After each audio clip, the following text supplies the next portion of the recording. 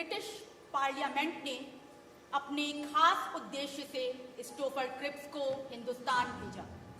देश की राजनीतिक पार्टियों के नेता उनसे मिले। बापू 22 मार्च 1942 को दिल्ली आए। क्रिप्स उनसे मिलने को उत्सुक थे। बंटवारे की अनगिनत शर्तों का विरोध करते हुए बापू ने कहा, अगर यही सब देना था तो आप आए ही क्यों? घटनाओं का प्रवाह बढ़ रहा था। युद्ध अनैतिक है। हिंदुस्तान पर हमलावरों के साए मंडरा रहे थे।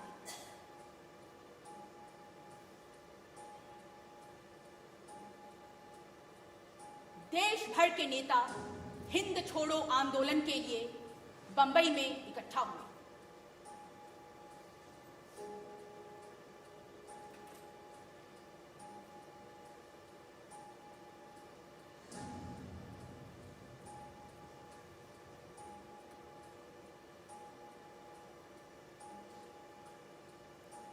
ग्वालियर टैंक मैदान में हिंदुस्तान की आजादी का प्रस्ताव पंडित जवाहरलाल नेहरू ने रखा।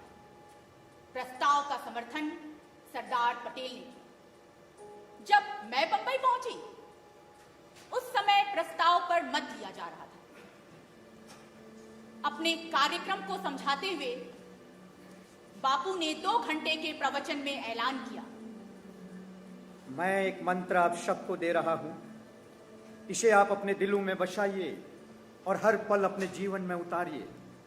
मंत्र है, करो या मरो। हम भारत को आजाद करेंगे या इस कोशिश में अपनी जान दे देंगे। आज इसी पल से, चाहे आप पुरुष हों या महिला, अपने को आजाद मानकर चले। ऐसे जिए जैसे कि आप आजाद हों, किसी विदेशी हुकूमत के गुलाम नहीं। ये एक खुला विद्रोह है, बगावत है। या तो भारत को भगवान भरोसे छोड़ दो या अराजकता फैल जाने दो, पर भारत छोड़ो। करो या मरो, करेंगे या मरेंगे। उसी के कुछ घंटे बाद सुबह 4 बजे बापू गिरफ्तार कर लिए गए। बापू की अनुपस्थिति में लाखों सत्याग्रहियों को संबोधित करते जाते हुए बा को भी गिरफ्तार कर लिया गया। वो दिन 9 अगस्त का था। हम सबको गिरफ्तार कर लिया गया। बापू बा सहित हम सभी को आर्थर रोड जेल के बाद यहां आगा खां जेल में रखा गया है। 1 साल से अधिक हो गया है। आज 24 सितंबर की सुबह यहां बापू के जन्मदिन मनाने की बातें हो रही हैं। देसी तिथि के अनुसार जन्मदिन 26 सितंबर को आने वाला है। आज बापू ने मौन रखा है। रामायण का पाठ भी बंद है। आइए देखते हैं क्या होता है। कल यहाँ आगा खां जेल में बापू का दूसरा जन्मदिन है। कैसे मनाएंगे हम बापू का जन्मदिन? भाई, ऐसा करते हैं कि हम सभी धर्मों के मंदिर बनाकर उसे अच्छी तरह सजाते हैं। फिर हम सभी धर्मों के प्रतिनिधि बनकर बापू को सालगिरह मुबारक कहने जाएं। फिर हम उनके दीर्घायु होने की प्रार्थना करेंगे। बिल्कुल नहीं। बापू को कृत्रिमता बिल्कुल पसंद नहीं और अभिनय से भी अरुचि है। मीरा बहन, आप बताइए। धार्मिक चीज यानी प्रार्थना के साथ एक्टिंग को मिलाना मुझे अच्छा नहीं लगता। हाँ, अगर कुछ नेताओं की नकल हो तो ठीक है। तो फिर ऐसा कीजिए, डॉक्टर गिल्डर को स्टैलिन और मिस्टर कचेली को रूजवेल्ट बना दीजिए। आप खुद चांकाई शेख बन जाइए। तुम मैडम चांकाई शेख बन जाओ, उसके भी बाल तुम्हारी तरह कटे हैं। भाई प्यारे लाल को चर्चिल बनना पड़ेगा, मगर वे सब लोग मोटे हैं। हमसे ऐसा मोटा कैसे बना जाए? मुझे अभी भी ये नहीं जचता। आप तो रहने ही दो। मंदिर की बात तो ठीक है, आप कागज का मंदिर बनाने को कह रहे थे। मैं सोचती हूँ मिट्टी का मंदिर कैसा रहेगा। ठीक है, जैसा आप कहें। भाई, क्या हम ऐसा नहीं कर सकते कि हम अलग अलग धर्मों के प्रतिनिधि बनकर बापू को सालगिरह मुबारक कहें? क्यों, कैसा रहेगा?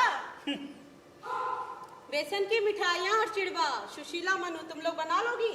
क्यों नहीं, हम लोग फूलों से सजावट भी कर लेंगे, इसमें क्या है। आप लोग हवाई महल बना लीजिए, बापू को ये सब पसंद नहीं आएगा। वाह वाह,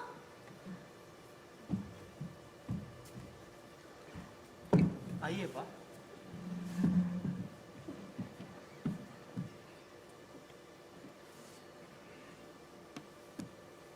उनके हर जन्मदिन पर हम गरीबों को खाना बांटते थे। इस बार ऐसा नहीं कर पाएंगे। वो कहते हैं कि ये जेल है, सरकार का पैसा इस तरह खर्च नहीं कर सकते। वाह, ये सब हम अपने पैसों से कर रहे हैं। कल सारा सामान भी हम खुद के ही पैसों से मंगवाएंगे। याद है पिछले साल यहाँ इस जेल में हमने बापू का जन्मदिन किस तरह मनाया था। सूप, फूल गोभी, रोटी, कच्ची सब्जी परोसी गई थी। आज महादेव होता तो कितना खुश होता। महादेव बापू का कितना ख्याल रखता था ना। अब महादेव नहीं है, उसकी समाधि पर भी जाना है। वाह, आप परेशान मत होइए, हम उनकी समाधि पे भी चलेंगे। सुनिए, फिर शाम को हम लोग बैडमिंटन खेलेंगे। अगर ये सब मैं अपनी डायरी में लिखूंगी ना तो पेट हंस कर फट जाएगा। सुशीला, बापू कह रहे थे तुम्हारी डायरी को एक न एक दिन प्रकट होना ही है। उस वक्त ऐसी बहुत सी चीजें हैं जिनका दुरुपयोग हो सकता है, जैसे लोगों पर टीका और टिप्पणी। बापू का कहना है मेरे विचार तो अभी बन रहे हैं, मैं खुद बन रहा हूं, ऐसे अधूरे विचारों को लिखने का क्या लाभ। मेरे और बापू के प्रत्युत्तर भी तुम्हें नहीं लिखने चाहिए, क्योंकि उस वक्त बापू के विचार पक्के नहीं हैं। भाई, तो फिर क्या मैं डायरी लिखना ही बंद कर दूं? अरे जो कुछ छोड़कर आपने लिखने को कहा है उसे छोड़ लिखने को रहा ही क्या। और फिर डायरी तो मैंने बापू के कहने पे ही शुरू की है। आपके कहने पर ही मैंने विस्तार पूर्वक लिखना शुरू किया है। विचार भले ही अधूरे हों, मगर उनका विकास किस तरह हुआ इसका लेखा रहे तो अच्छा है। छापने की दृष्टि से नहीं, मगर आपके लिए, हमारे लिए। चाहे तो बापू छापने लायक सामग्री एक लकीर से और अनावश्यक या गलत सामग्री दूसरी लकीर से काट सकते हैं। वे क्या सोचते हैं मैंने तुम्हें बता दिया, बाकी तुम्हें जो करना है उनसे पूछ लेना क्या करना है। भाई हमेशा ही ऐसा करते हैं। चलो सुशीला, तुमको बापू ने डायरी लिखने को तो कहा, मैंने उनसे कहा मुझे नोटबुक मंगा दीजिए, तो बोले तुम्हें क्या करना है। ये कागज लो, इन्हीं पर लिखने का अभ्यास करो, नोटबुक बाद में मंगा दूंगा।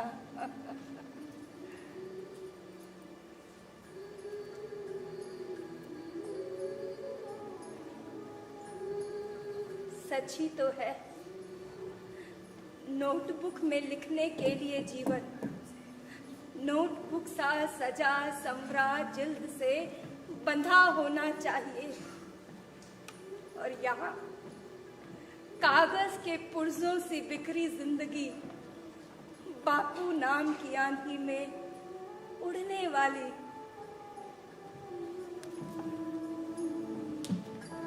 10-11 वर्ष की उम्र का अनुभव ये सिखा गया था कि अपनी दादी से अपनी बात मनवाने का सबसे अच्छा तरीका है उनकी गोदी में सर रख कर लेट जाना।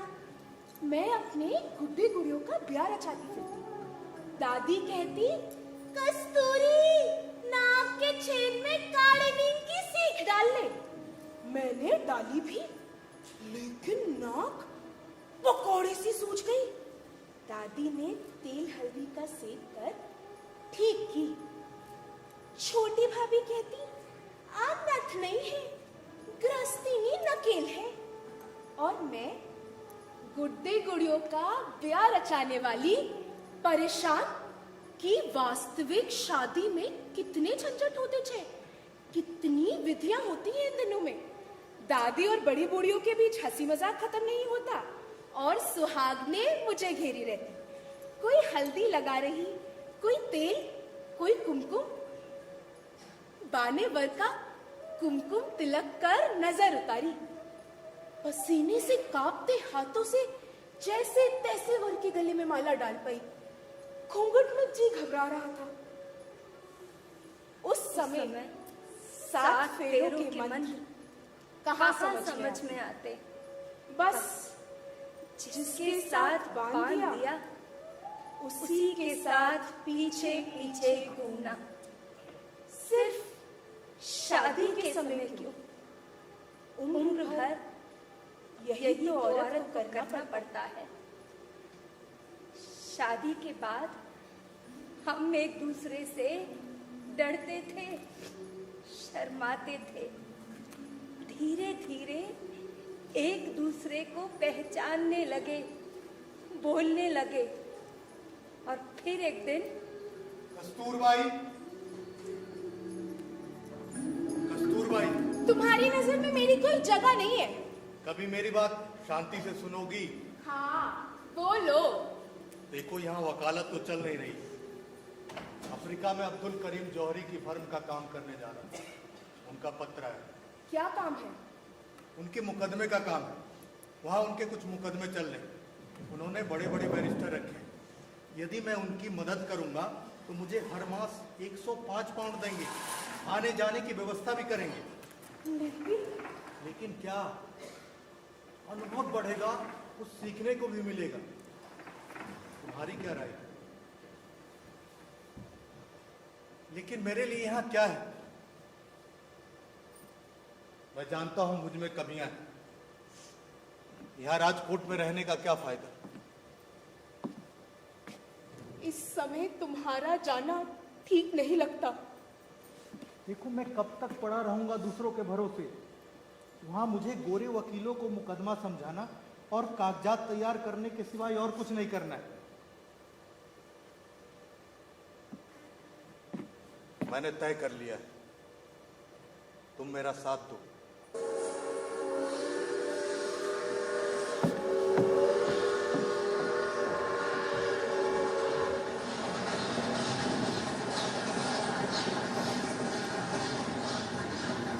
ये अफ्रीका चले गए। डरबन में रहते हुए इनके खत आते शेख मेहताब के जरिए। मैं उन खतों को देर तक उलटती पलटती और याद करती कि इन्होंने मुझे पढ़ाने की कितनी कोशिश की थी। ऐसी ही एक खत में शेख मेहताब ने हरी को रेल की घटना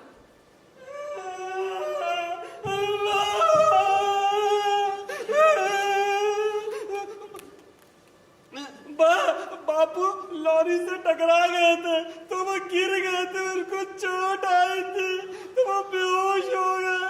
तो क्या फिर से वो लॉरी से टकरा गए? चुप कर जा, चुप कर जा।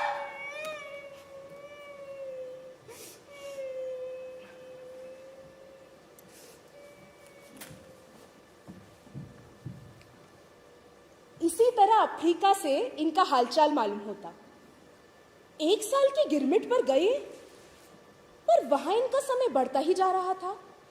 नेटाल में उपनिवेश के कानून के अंतर्गत इन्हें एडवोकेट के रूप में काम करने का मौका मिल गया था। अब ये अफ्रीका में हिंदुस्तान और हिंदुस्तान में अफ्रीका देखने लगे थे। 22 अगस्त 1894 को अफ्रीका में बसे हिंदुस्तानियों को एकत्रित कर एक संगठन की स्थापना हुई, नेटाल इंडियन कांग्रेस। इन्होंने शेख मेहताब को भी टर्बन बुला लिया था। इनकी वकालत चल निकली थी। पहली बार ये समाज के लिए कुछ कर पा रहे थे। और जब ये हिंदुस्तान वापस लौटे, कस्तूरबाई, कस्तूर, तुम आ गए। तुम्हें अब भी शक है? तुम्हारा 1 साल कितना बड़ा हो गया ना। तुम्हारे सामने अपनी गलती स्वीकार करना चाहता हूं। अपना वादा नहीं रख पाया। वहां लोगों पर एक बड़ी मुसीबत आ पड़ी थी। वहां के लोग बहुत मानने लगे, बिना मुझसे पूछे कुछ नहीं करते। इसीलिए इतना वक्त लग गया। अब आगे? मैं कुछ महीने यहाँ हूं। कई काम करने हैं। इसके लिए मुझे देश के अलग अलग हिस्सों में जाना होगा। फिर सब साथ लौटेंगे, साथ रहेंगे, लोगों की आजादी के लिए काम करेंगे। शेख मेहताब, अब वो हमारे साथ नहीं रहता। सच? हम लोग? हाँ, हम लोग। बच्चे, पहचान पाओगे? आ जाओ बच्चों, आ जाओ। अपने बापू को पहचाना? अरे आओ, आओ ना। ये तुम्हारे बापू हैं, पूरे 3 साल बाद लौटे।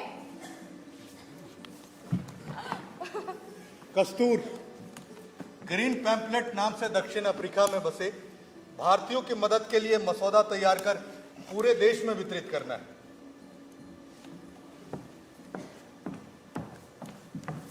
मेरा बेटा हरिलाल, इनका सिपा सलार था। अपील की प्रतियां बांटने में वो किसी से कम नहीं था। उन दिनों मैं भी इनका हाथ बटाती, इनकी सारी बातें बहुत ध्यान से सुनती, और जो महिलाएं आती उन्हें भी बताती कि हरि के बापू आजकल किस काम में लगे हैं। बापू देश के अलग अलग हिस्सों में कांग्रेस के कई बड़े बड़े नेताओं से मिले, कई समाचार पत्रों के संपादकों से भी मिले, अपने इसी मिशन को लेकर।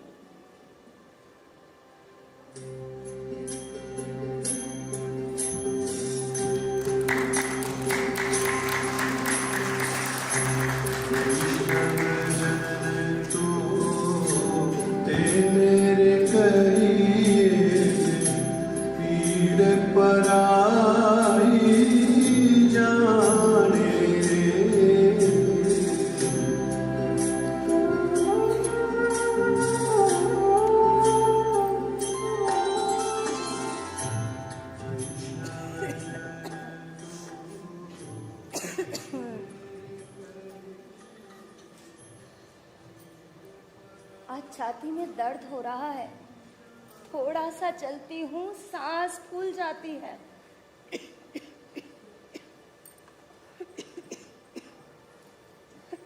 वाह, आप बिल्कुल ठीक हैं। इस चीज को पहचानते तो उनका व्यवहार दूसरा होता। मुझे देर हुई इस बात का मुझे अफसोस नहीं है, ये मेरा स्वाभाविक विकास था। दूसरी तरह से मैं चल भी नहीं सकता।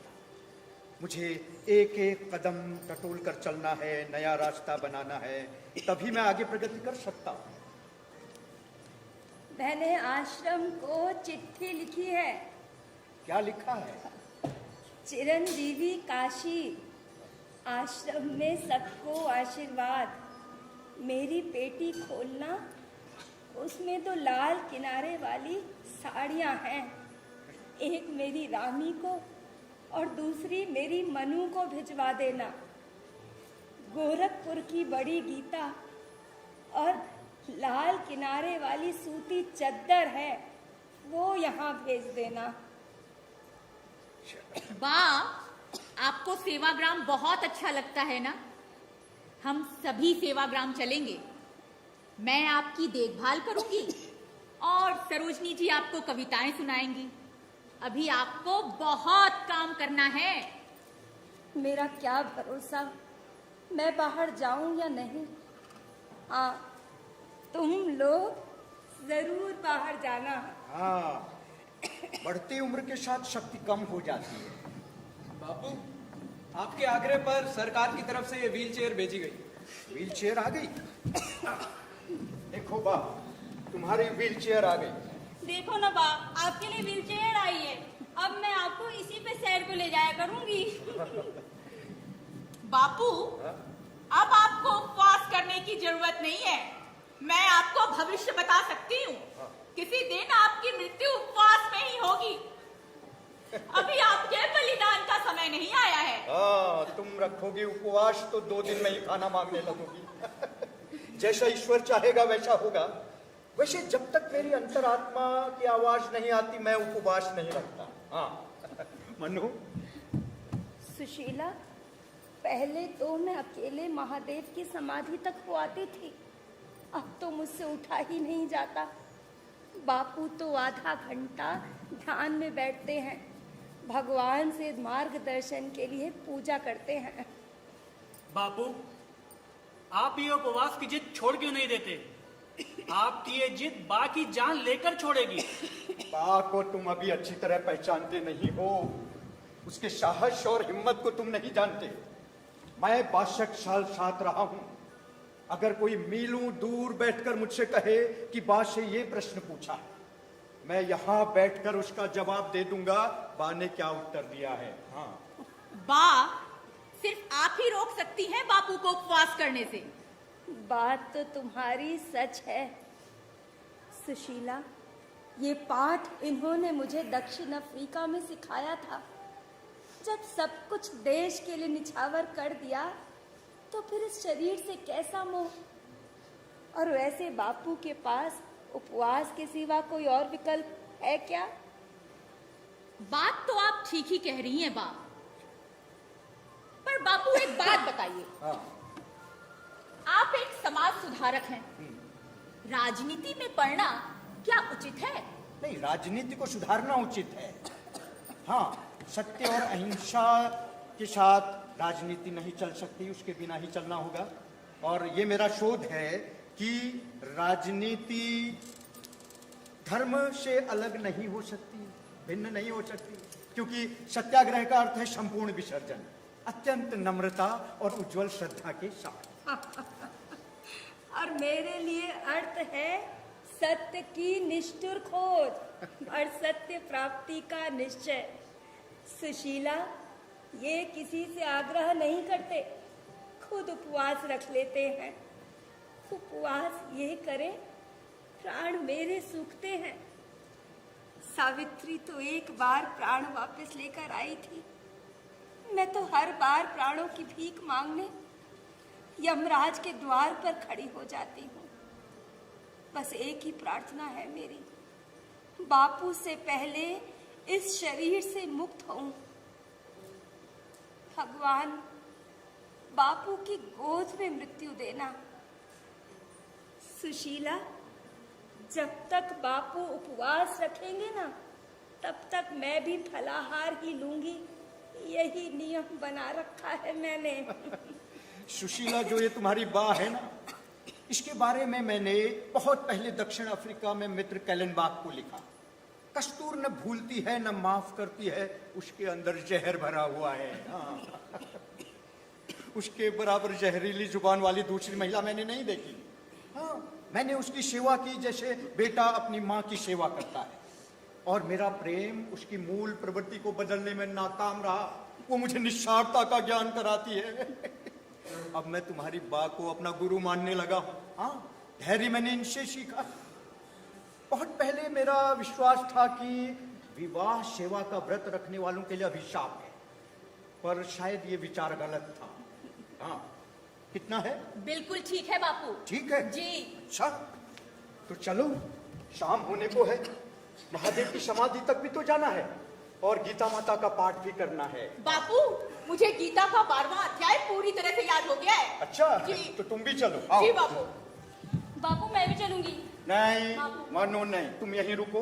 देखो, तुम बापू से हमेशा उनकी कहानियां सुनती आई हो, आज बा के साथ बैठो और उनसे उनकी कहानियां सुनो। बैठो। आओ। मुझे भी तुलसी माता की पूजा करनी है। पूजा बाद में बा, पहले कहानी। पहले आप अपनी कहानी सुनाइए। मनु, क्या सुनेगी मेरी कहानी? मेरी कहानी में राजा रानी की किस्से कहानी तो है नहीं। सुनाइए ना बा, कहानी सुनाइए ना। मनु, मैं पहले ही कह चुकी हूँ, मेरी कहानी में राजा रानी की किस्से कहानी तो है नहीं। राजा रानी ना सही, एक बैरिस्टर पति पत्नी और उनके बच्चों के उतार चढ़ाव की कहानी तो बनी सकती है। और वो बनी भी। कहानी ने एक नया मोड़ लिया। मेरे और बच्चों के दक्षिण अफ्रीका पहुंचने के बाद के दिनों में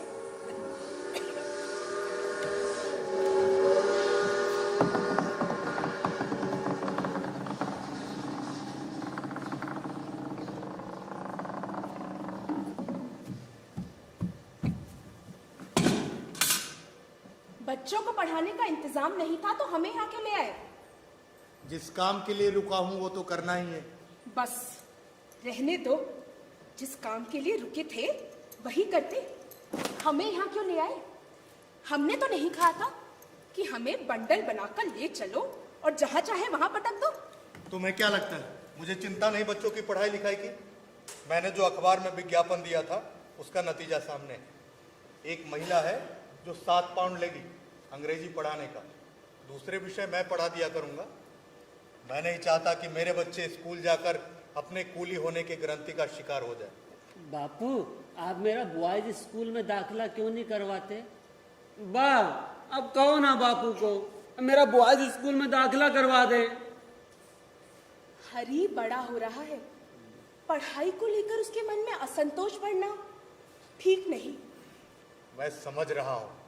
हमारी परेशानी के बारे में सोचा है? पता नहीं मेरे बच्चों की किस्मत में क्या लिखा है। पढ़ेंगे ना लिखेंगे, मेरे बच्चे सड़कों पे मारे मारे घूमेंगे। शांत हो जाओ, मैं इनके पढ़ाई के विषय में ध्यान दूंगा। क्या ध्यान दोगे? तुम्हें जो करना है तुम निर्णय ले चुके, तुम वापस लौटने से रहे। कस्तूर, तुम्हें मेरा साथ देना चाहिए। अपने हिंदुस्तानी भाइयों के अधिकारों के लिए लड़ना है हमें। साथ और तुम्हारा काम तुम जानो। तुम्हें जो करना है तुम करो। बापू कब करवाओगे?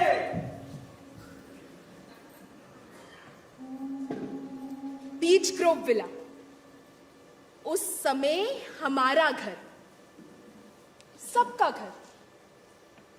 मैं और मेरे बच्चे इन्हें टुकुर टुकुर देखते।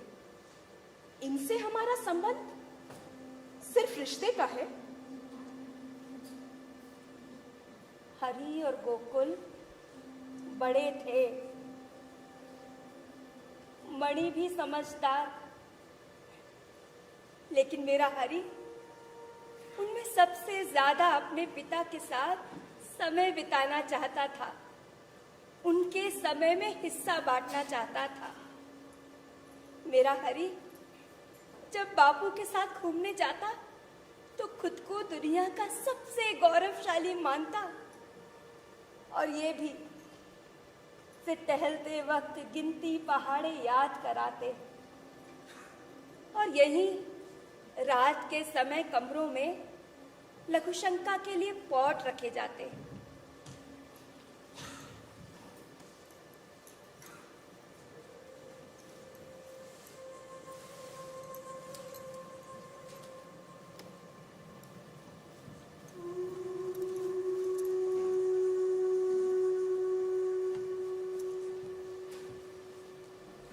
कस्तूर, तुमने कमरे का पॉट साफ नहीं किया।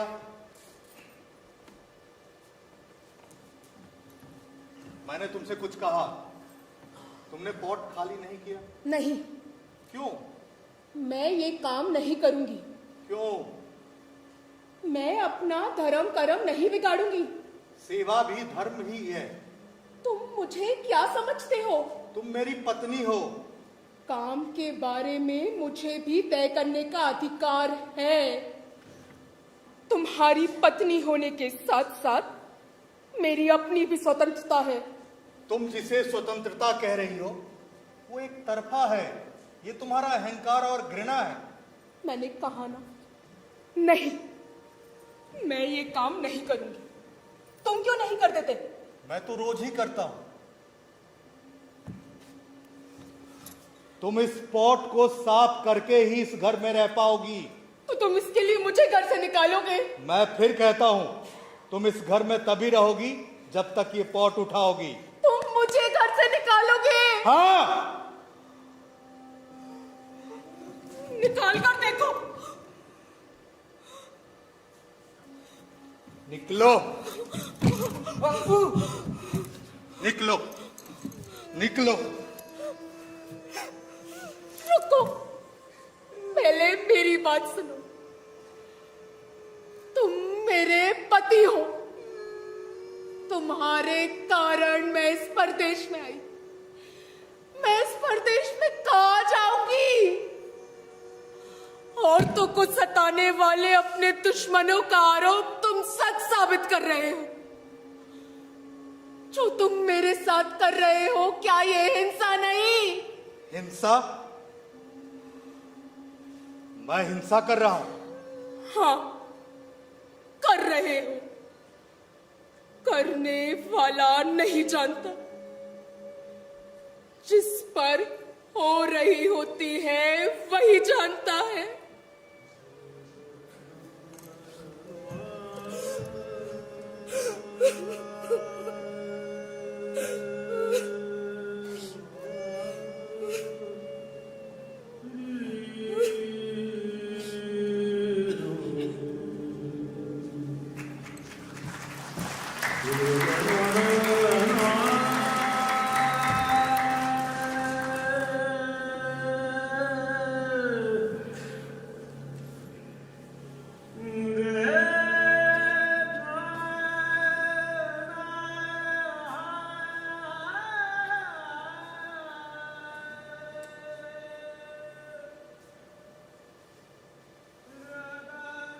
कस्तूर,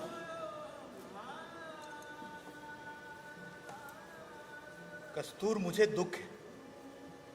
मैंने तुम्हारे साथ ऐसा किया।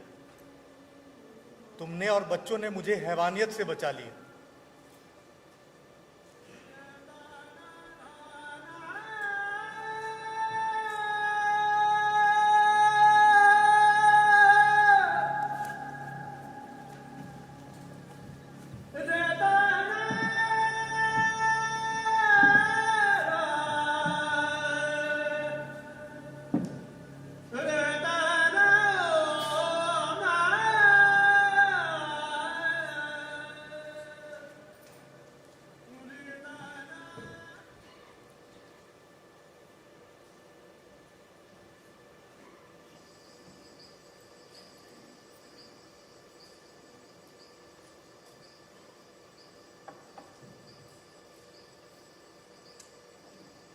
कब तक काम करोगे?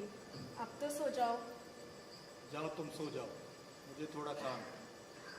काम काम काम, थोड़ा आराम भी कर लिया करो। मैं देख रही हूँ हफ्तों से इसी तरह आप अपने काम में लगे रहते हो। मैं उधर तुम्हारा इंतजार करती रहती हूँ।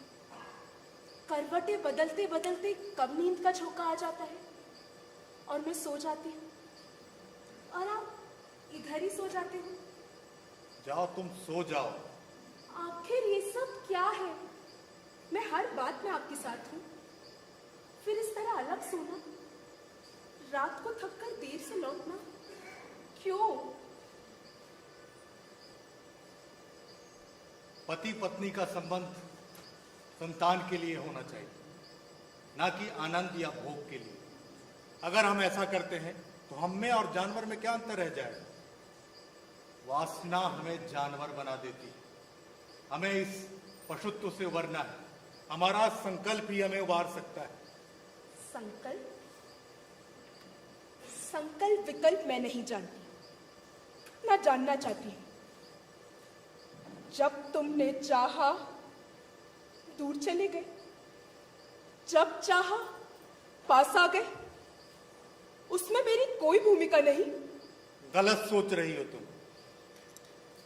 बहुत अच्छी तरह समझती हूँ तुम्हें। तुम अपने निर्णय मुझ पर लादते हो। हम सुख दुख हार जीत में एक दूसरे के साथ। तुम्हारे ये तर्क वासना पूर्ति का रास्ता दिखाते हैं।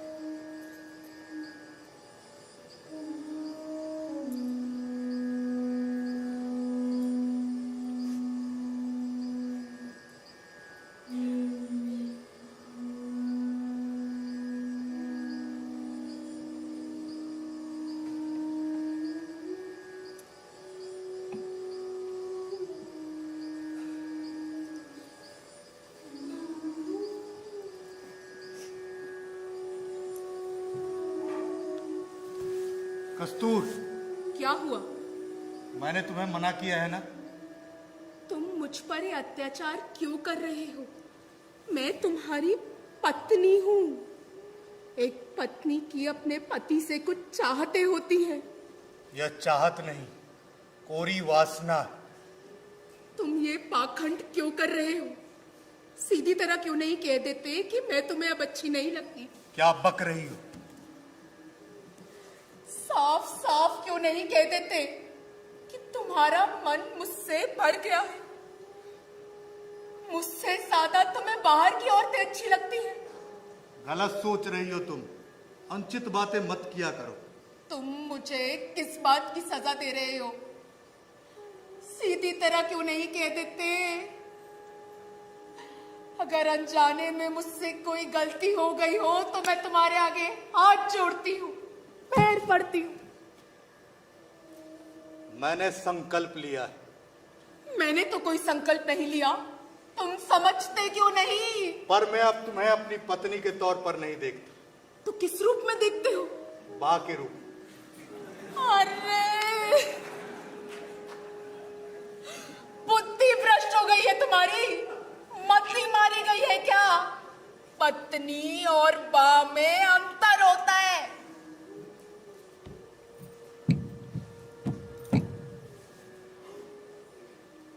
मैंने ब्रह्मचर्य का प्रण लिया है। अब मैं तुम्हें बा कह के ही संबोधित करूंगा। और मैं तुम्हें क्या कहकर पुकारूं? यह तुम जानो।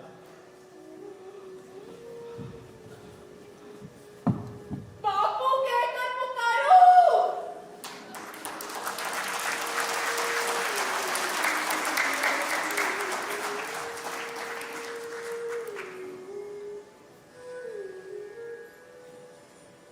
वाह मेरे पुरुष, पति और पत्नी के संबंध क्या कोरी वासना है? वासना। कभी खुद को मेरी जगह रखकर सोचा है? जिसका पति बाहर रहा हो, भावनाओं में खोया रहा हो, क्या है उसकी पत्नी का अस्तित्व? बच्चे हैं भी तो पिता उन्हें वासना की देन मान स्वीकार करना चाहता है। वाह रे मेरे पुरुष, जब चाहा वरण किया, संन्यास पर आए तो त्याग दिया। कभी यशोधरा, कभी अहिल्या, मैं रही शापित, अपने एकाकीपन को जीती। और तुम बने रहे समाज सम्मानित युग पुरुष, अपनी प्रधानता वाले समाज में।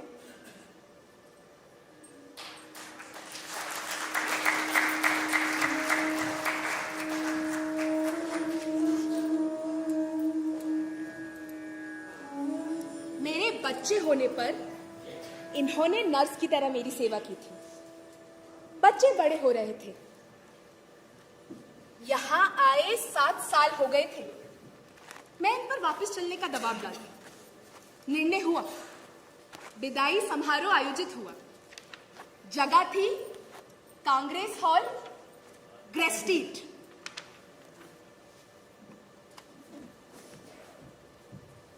मैंने अपने सहयोगियों और मित्रों से कहकर भारत जाने की इजाजत मांगी और मुझे इजाजत मिल गई, लेकिन एक शर्त लगा दी कि जब बुलाएंगे तो फिर आना होगा। आपने हमें प्यार किया, हमें उपहार दिए, लेकिन आपका ये आभार उतारने में बहुत मुश्किल हो रही है। कस्तूर, बापू ये देखो। बाका वाह बापू बुला रहे हैं। वाह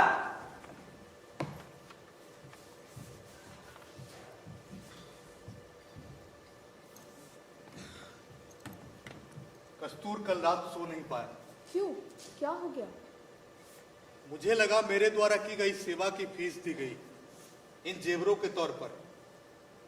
वो कीमती सोने का हार तुम्हें दिया, इसका बच्चों पे क्या संदेश पहुंचेगा? अगर बाहर किसी ने पूछा तो मैं क्या जवाब दूंगा? इस बारे में तुम क्या सोचती हो? निर्णय मैं तुम पे छोड़ता हूं। आपको जो ठीक लगे आप वो करें। कस्तूर, ये मेरी राय से सहमत है। ना तुम्हें जेवरों की जरूरत, ना बच्चों को। मैं ये भी अच्छी तरह जानती हूँ तुम इन जेवरों को मुझे पहनने नहीं दोगे। लेकिन कल मेरी बहुएं आएंगी, वो क्या पहनेंगी? प्रेम से दिए इन उपहारों को मैं हरगिज वापस नहीं करूंगी। जब बहुएं आएंगी तब देखा जाएगा। जब बच्चे तैयार है तो तू जेवरों का मोह क्यों पालती है? बच्चों का क्या? बच्चों की शादी आज तो नहीं होने जा रही। जब बड़े हो जाएंगे तो खुद ही अपनी जिम्मेदारी उठाएंगे। मेरा मुंह मत खुलवाओ। तुमने मेरी शादी के सारे जेवर ले लिए, मैंने उफ किया।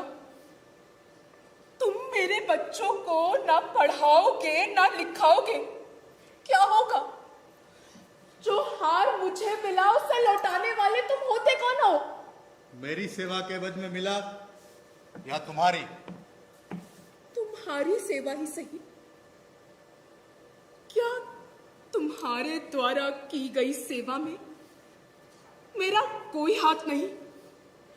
मैं जो रात दिन मरती खपती हूं, किसके लिए?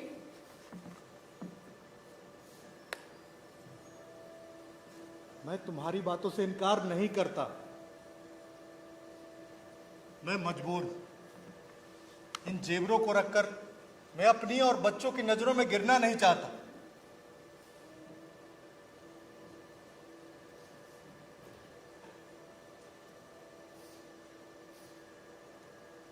उस दिन मैंने भोजन नहीं किया। लगा जैसे मैं दूसरी बार ठगी गई हूं। इनका धर्म संकट और तर्क, अंत में ट्रस्ट बनाने का निर्णय हुआ। बचपन में मैं रेत के घरौंदे बनाया करती थी। मेरा घरौंदा कभी पूरा नहीं बना। एक कमरा बनता तो दूसरा ढह जाता। कभी छत की गीली बालू सरक जाती। वापस लौटने के बाद कभी राजकोट तो कभी बंबई। अभी वकालत जम ही रही थी कि डरबन से तार आ गया और वापस फिर दक्षिण अफ्रीका। उन दिनों को याद करती हूँ तो याद आता है मेरा अपना हरी 16 साल का हो गया था। अपने पिता के साथ रहा ही कितने दिन। बेटे और पिता का संपर्क दहाई छूने जैसा रहा। पति मिला तो बेटा छूट गया।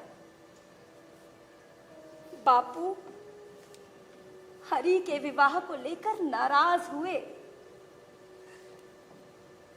और वहां दक्षिण अफ्रीका में इनका सपना साकार हुआ, अखबार के रूप में, इंडियन ओपिनियन।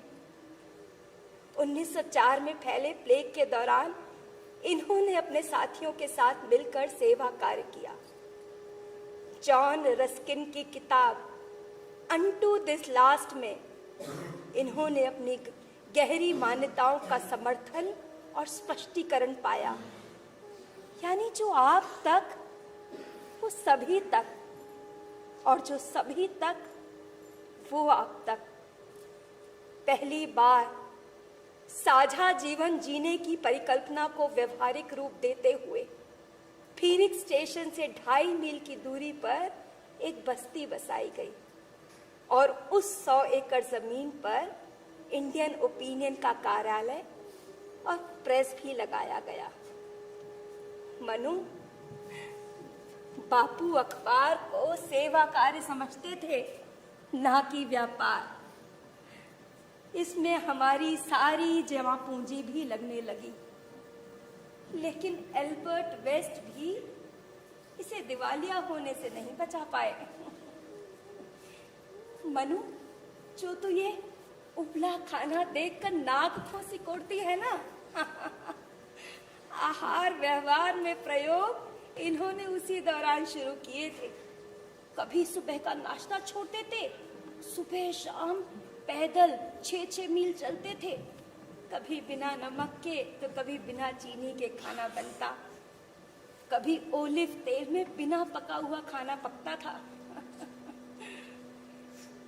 शरीर में खाने का क्या प्रभाव होता है, हमारे नैतिक गुणों पर उसका क्या असर होता है, इसके बारे में खुलकर चर्चा की जाती।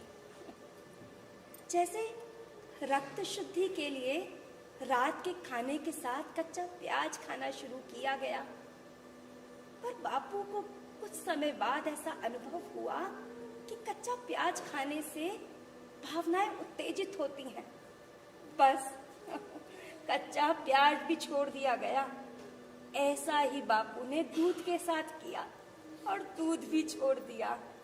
पर बापू तो दूध पीते हैं। हाँ, पीते हैं, बकरी का दूध। मेरे कहने पर ही बहुत समय बाद इन्होंने बकरी का दूध पीना शुरू किया। इन्होंने सात्विकता, पवित्रता और समर्पण पर ध्यान केंद्रित किया, और तभी मैं बीमार पड़ी।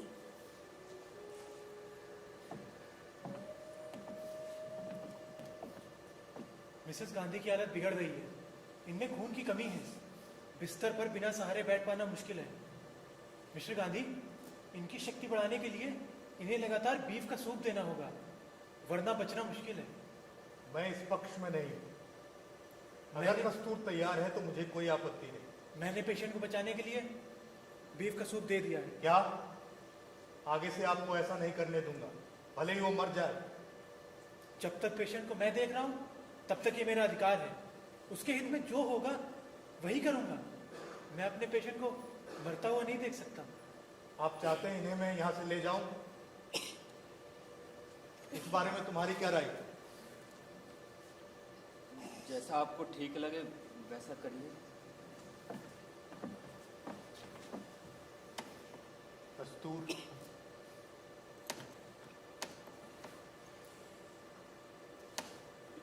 डॉक्टर कह रहे हैं तुम बिना बीफ के सूप के ठीक नहीं हो पाओगे। तुम चाहो तो यहाँ रहो, वरना हमारे साथ घर चलो। जल्दी मुझे यहाँ से ले चलो। मैं अपनी पत्नी को यहाँ से ले जा रहा हूँ और उसका इलाज प्राकृतिक चिकित्सा के माध्यम से करूंगा।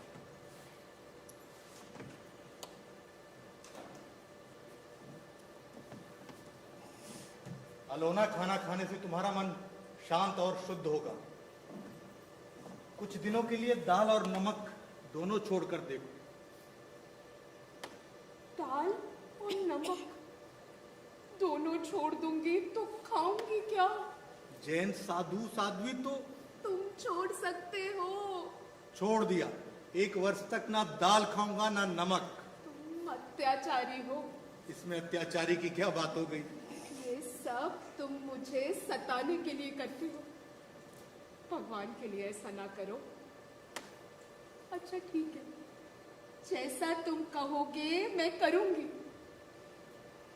आप इतने स्वार्थी क्यों हैं? आपका प्रण, आपका सत्याग्रह, हमारी मर्जी का कोई अर्थ नहीं।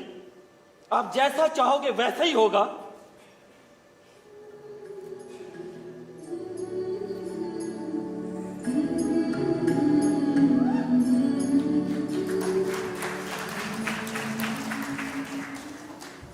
इंडियन ओपिनियन के माध्यम से पैसिव रेजिस्टेंस यानी सत्याग्रह, ये नाम दिया बापू ने भारतीयों की लड़ाई को,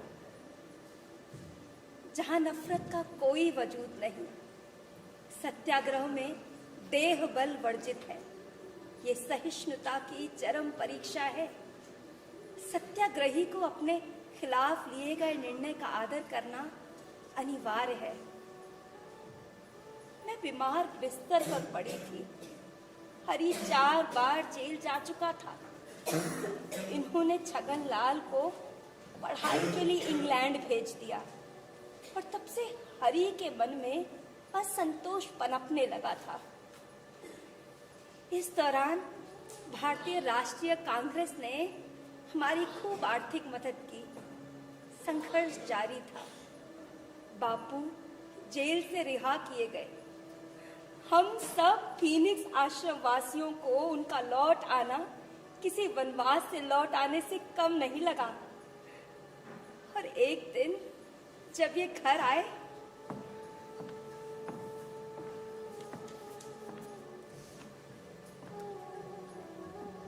ये मैं क्या सुन रही हूँ? सही सुन रही है। जस्टिस सरले का फैसला है।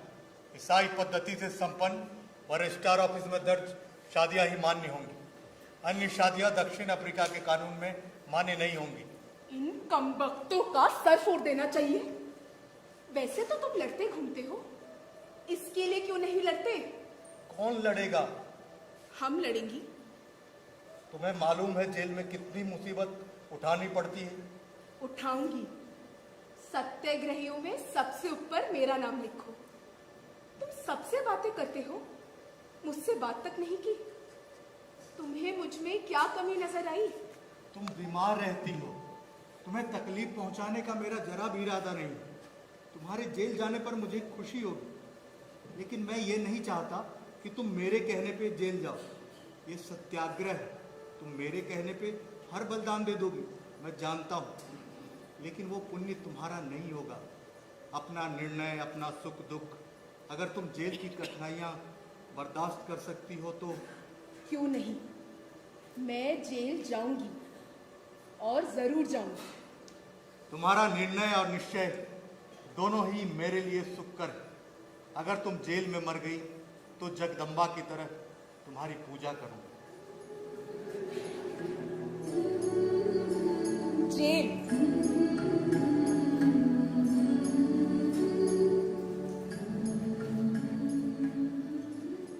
जेल मेरे लिए अनजान जगह नहीं थी। साधारण गृहिणी के लिए जितना परिचित उसका घर होता है, उतनी ही परिचित मेरे लिए जेल थी। यह सही है कि मेरी 4 दीवारों वाली छोटी सी गृहस्थी नहीं रही। ये भी सही है कि पति पत्नी का शारीरिक संबंधों वाला रिश्ता वर्षों पहले समाप्त हो गया था। पर आंतरिकता किसी रिश्ते की मोहताज नहीं होती थी। विवाह, लगन, पति, ये सारी बातें मैं अपने जीवन में पीछे छोड़ती जा रही थी। इतना लंबा रास्ता तय कर लिया। कई बार जेल गई, बीमार पड़ी। 8 साल के सत्याग्रह ने इन्हें उतना नहीं झकझोरा जितना मेरी बीमारी ने। हाँ, एक दूसरी बात, देवदास बराबर इनके साथ लगा था। कई बार जेल गया। उस समय हरिलाल की उम्र 20-21 साल की थी। हरि की कुंठा थी कि बापू बैरिस्टर बनने में औरों की मदद करते हैं, क्या मुझ में है योग्यता नहीं समझते? मैं यंत्र चलित सी पिता और पुत्रों के बीच के द्वंद्वों की साक्षी बनी।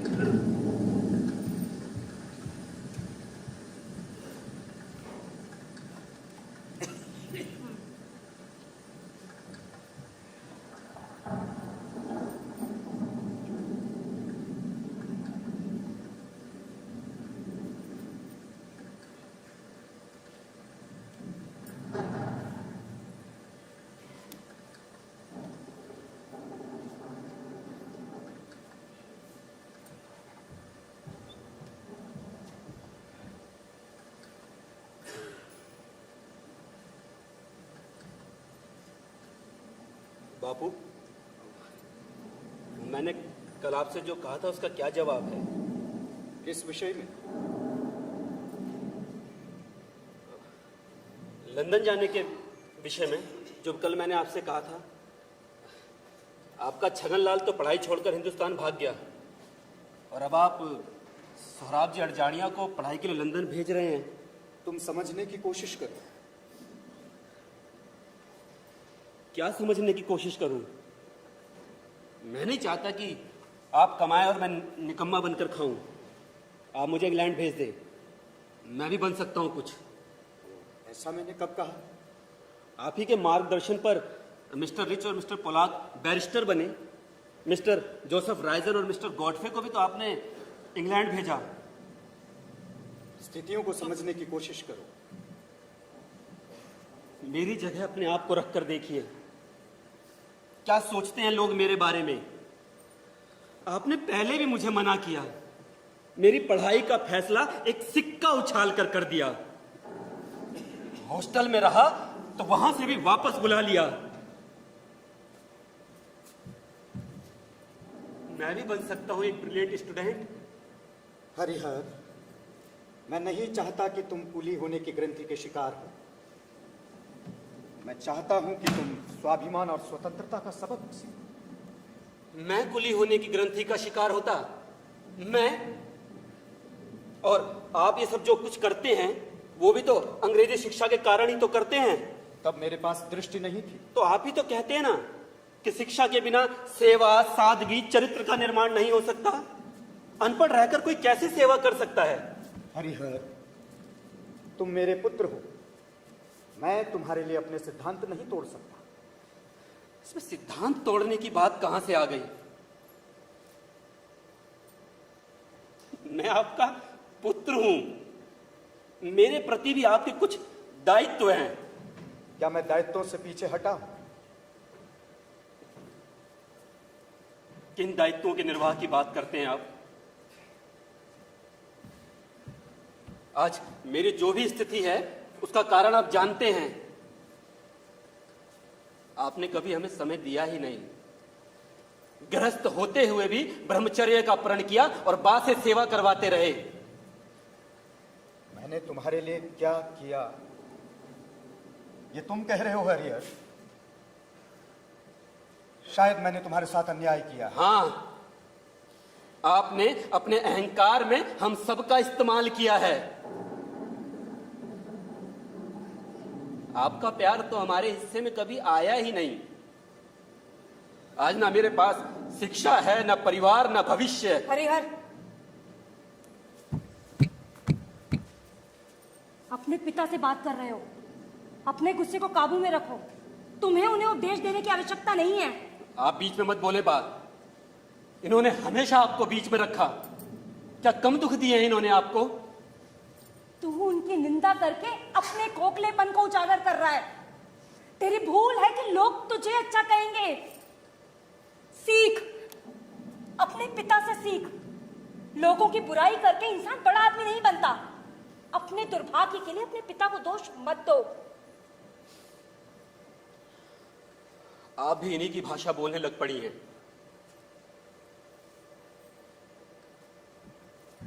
हरिहर, हरिहर, 9 महीने मैंने तुझे अपने कोख में रखा है। वो तेरे पिता है। हम तेरा बुरा चाहेंगे क्या? आप इन्हीं के रंग में रंग गई हो बा। तू इस तरह का आचरण करके इनको दुख और दुनिया को हंसने का मौका दे रहा है। सुख के बजाय दुख दे रहा है। सुख के बजाय दुख दे रहा है। वो कुछ कहते नहीं तो इसका मतलब ये नहीं उन्हें महसूस नहीं होता। शांत हो जा, शांत हो जा कस्तूर। इसकी आंखों में स्वार्थ का पर्दा पड़ गया है। मैं स्वार्थी हूं? मैं? क्या स्वार्थ है मेरा? क्या स्वार्थ है? अपने भविष्य के बारे में अगर सोचना स्वार्थ है तो हां, मैं स्वार्थी हूं। वाह, तुम्हें भी आज तक क्या मिला? ये कष्टकारी आश्रम का जीवन। तुम मेरे कष्ट की चिंता मत कर।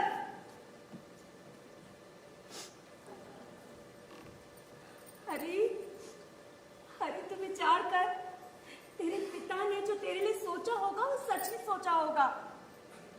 विचार कर हरिहर, लोगों के आक्षेपों के बारे में सोच, और अगर मैंने तेरे साथ गलत किया है तो मुझे माफ कर दे।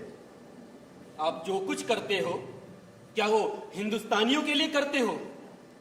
गरीबी, त्याग, शारीरिक परेशानियां, ये नहीं खाना, वो नहीं खाना, क्या इन सबसे राजनीतिक अधिकार मिल सकते हैं? कैसे बाप हो आप? आपने कभी हमें अपना समय दिया ही नहीं। हमें पढ़ा लिखा लेने से आपके संघर्ष को क्या नुकसान हो जाता? हमारे लिए आपका कोई महत्व नहीं। महत्व है। महत्व क्यों नहीं है हरिहर? तुम्हें यहां लोग छोटा गांधी समझते हैं। मुझे स्वीकार नहीं। तो इस तरह का आचरण कर दुनिया को हंसने का मौका दे रहा है। तो बापू के निस्वार्थ सेवा के पुण्य को जुटलाना चाहता है। लोग बापू पर नहीं, तुझ पर हंसेंगे, तुझ पर। आप भी समझना नहीं चाहती हो बा। अब मैं अपनी राह खुद बनाऊंगा।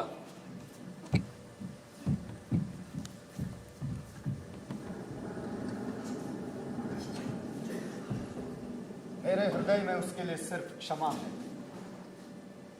एक न एक दिन वो सत्य के मार्ग पर अवश्य लौटेगा।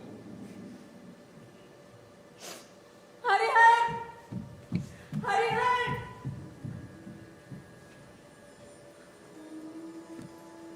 कस्तूर समझती है मैं पिता नहीं पत्थर हूं।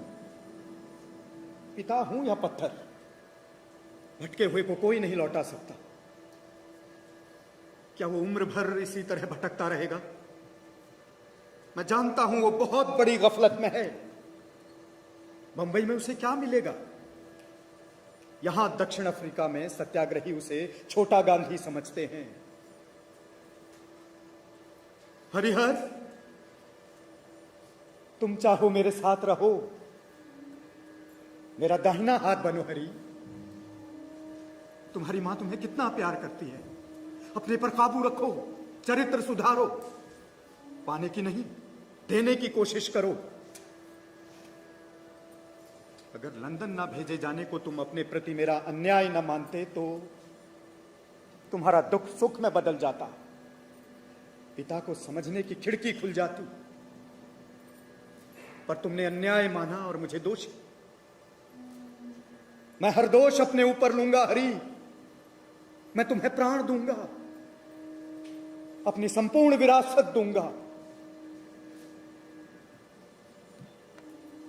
पर जो समाज का है वो तो समाज के पास ही जाएगा। मैं जानता हूं तुम मुझे क्षमा नहीं करेगा, क्योंकि तुम्हारे दिमाग में वो अंतर साफ नहीं है कि क्या समाज का है और क्या मेरा।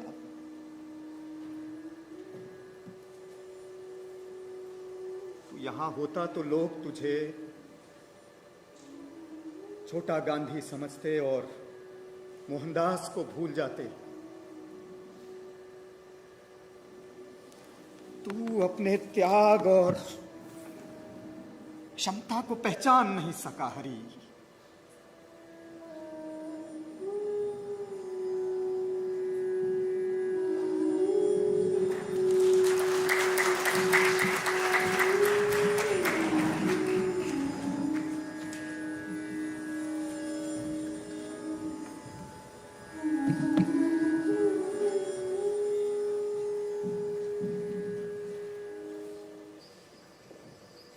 महात्मा, किस्सा सुनते हो रोज औरों से, आज मेरी भी दास्तां सुनो। 1915 जनवरी हम हिंदुस्तान वापस लौटे और ये चिट्ठी थी राजकुमार शुक्ल की। लखनऊ में आयोजित कांग्रेस महासभा में चंपारण के बृज किशोर के साथ पंडित राजकुमार शुक्ल बापू से मिले। उन्होंने चंपारण में नील की खेती करने वाले किसानों के दमन के विषय में बापू को बताया और उनसे चंपारण चलने का आग्रह किया। अप्रैल 1917 बापू बिहार पहुंचे और उसके कुछ समय बाद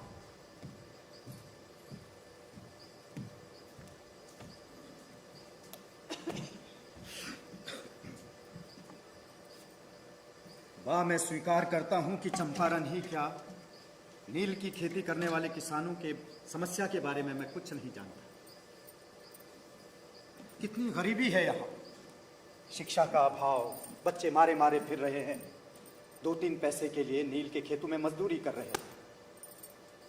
और गोखले जी कहते हैं हिंदुस्तान गांव का देश है, और गांव की ये हालत है। हाँ, गंदगी और गरीबी है। हाँ बा, तुम्हें यहाँ भी अपनी दक्षिण अफ्रीका वाली भूमिका को निभाना होगा।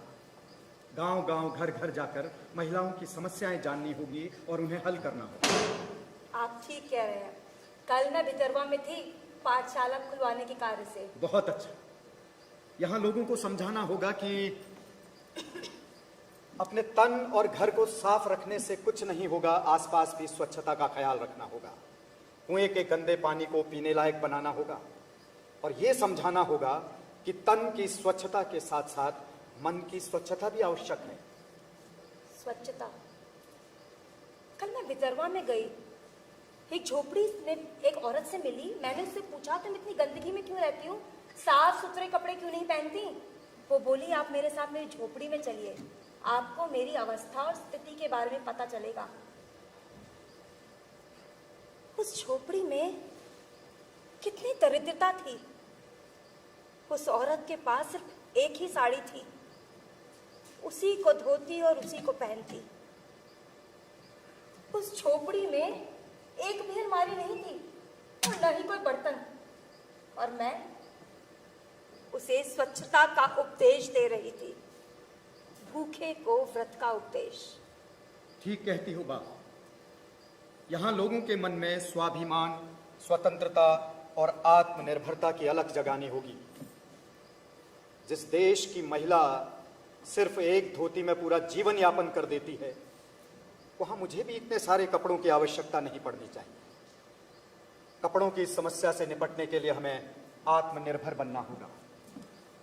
चरखे से सूत काटकर कपड़ा बनाने के लिए खादी का निर्माण करना होगा।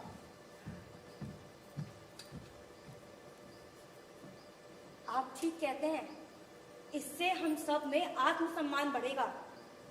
मैंने दृढ़ संकल्प लिया है कि हजारों पीड़ित किसानों के नील के धब्बे धो दूंगा। सत्याग्रह के राजनीतिक मंत्र के साथ साथ हर घर में चरखा और करघा, इस यंत्र को व्यवहार में लाना होगा। विदेशी कपड़ों का बहिष्कार करना होगा और यही स्वदेशी की गूंज अंग्रेजों को भारत छोड़ने पर विवश करेगी। वाह, मुझे स्वतंत्रता का मूल मंत्र मिल गया है।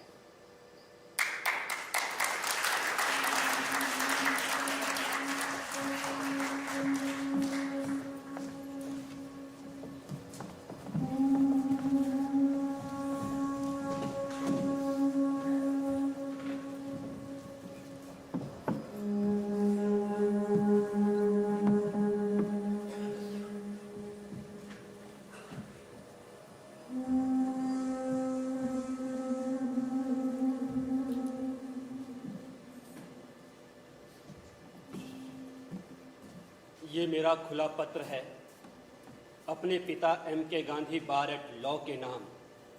जिन्होंने मेरी पढ़ाई का नुकसान किया वो काफ़ी है, लेकिन मेरे भाइयों की पढ़ाई का नुकसान ना करें, उनकी पढ़ाई की समुचित व्यवस्था करें। क्या रखा है ऐसी सेवा में? यहाँ तक कि आपके इस आश्रम में ही क्या रखा है? लोग आपको नाम का व्रत लेते हैं, बिना नमक का खाना खा लेते हैं, तो आप बड़े बड़े ऋषियों की उपाधि दे देते हैं। उन्हें आपको खुश करना है, बस इसके लिए कुछ भी करना पड़े। वो आपके सामने एक और पीठ पीछे दूसरी बात करते हैं। मेरी बात कॉफी के बिना नहीं रह सकती, तो यही लोग आपके पीछे उनकी बुराई करने से भी नहीं चूकते हैं। पिताजी, मांगने पर भी आपने कभी हमारे प्रति ध्यान नहीं दिया। 1906 में जब मैं सिर्फ 19 वर्ष का था तो मैंने आपकी बहुत अजीजी की, दलीलें की, मांग की कि मुझे पढ़ना है, विद्या प्राप्त करनी है। लेकिन आपने मेरी नहीं सुनी। मैंने कहा मुझे इंग्लैंड भेज दीजिए। 1 साल तक मैं रोया, भटका, गिड़गिड़ाया, लेकिन आपने मेरी बिल्कुल नहीं सुनी। आपने कहा कि चारित्रिक विकास सबसे पहले होना चाहिए। अनेक युक्ति प्रयुक्तियों से आपने मुझे और औरों को बता दिया कि मुझ में पढ़ाई की योग्यता ही नहीं है। अपने कटे हुए पंखों से 7 साल बाद मैंने फिर से पढ़ाई शुरू की। 3 बार मैट्रिक में अनुत्तीर्ण रहा, लेकिन आपने बिल्कुल ध्यान नहीं दिया। हम आपके अधीन रहे हैं। मेरी शादी को आज 9 साल हुए, जिसमें से 6 साल मैं अपनी ही पत्नी से अलग रहा। ऐसा लगता था जैसे वर मरे या कन्या, जो बापू कहते हैं बस वही करो।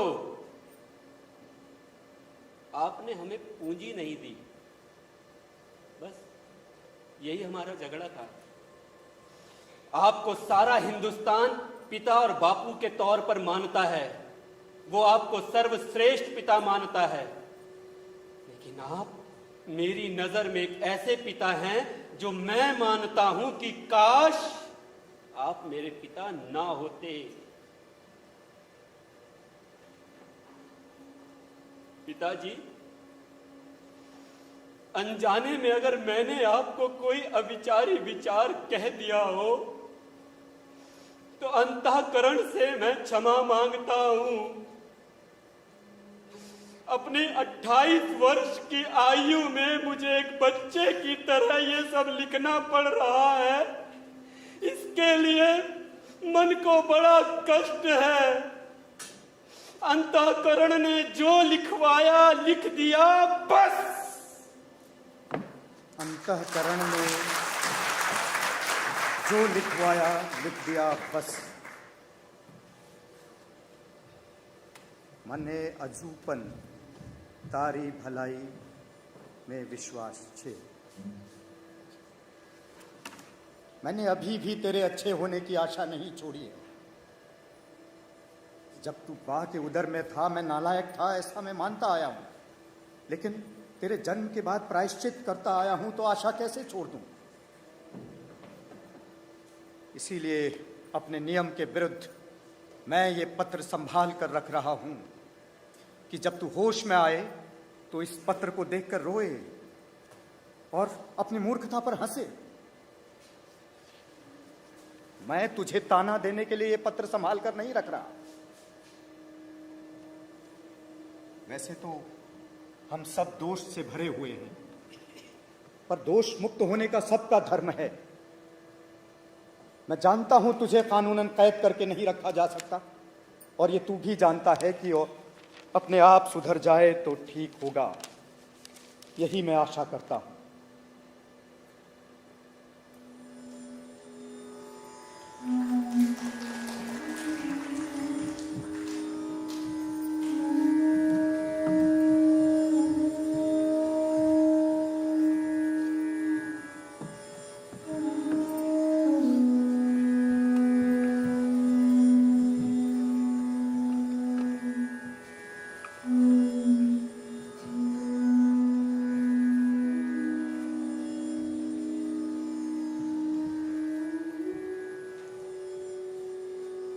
बापू के पास तो थे अपने आदर्श और सिद्धांत, और मेरे पास बेटे के खो जाने का दुख और कुछ न कर पाने की विवशता।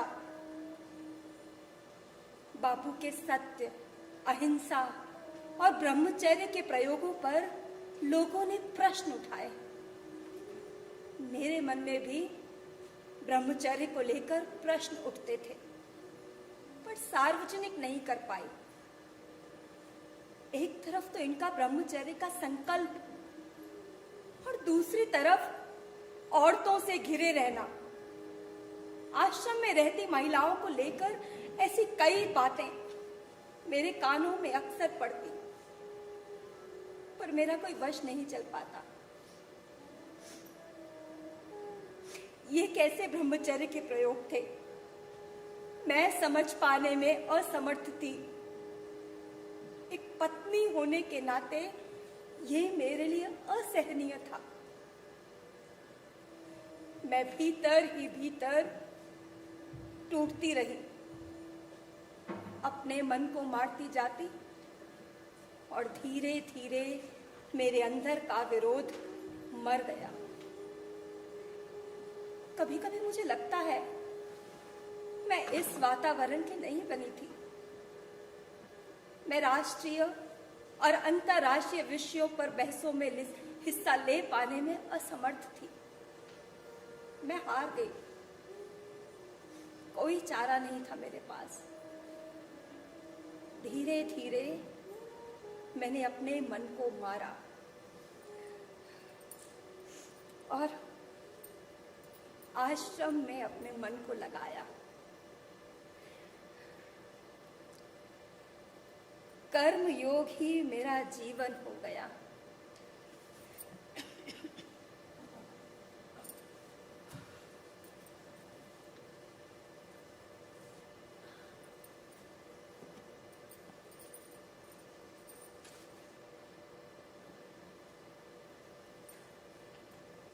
अब सुबह 4 बजे उठती हूँ।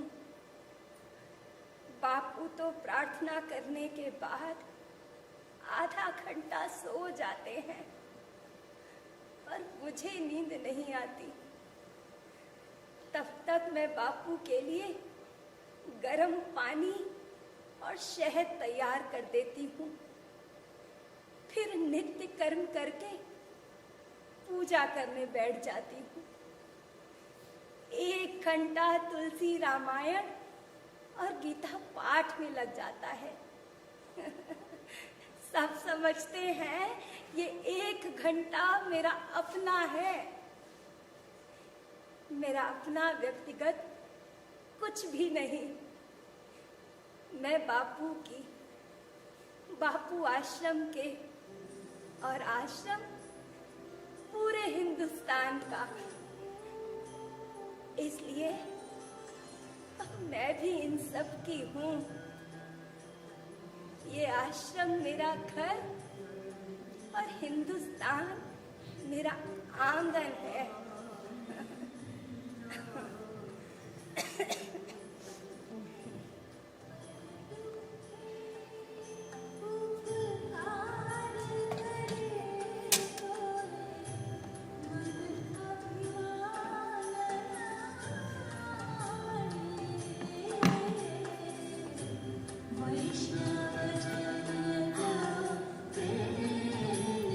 बहुत देर कर दी बा।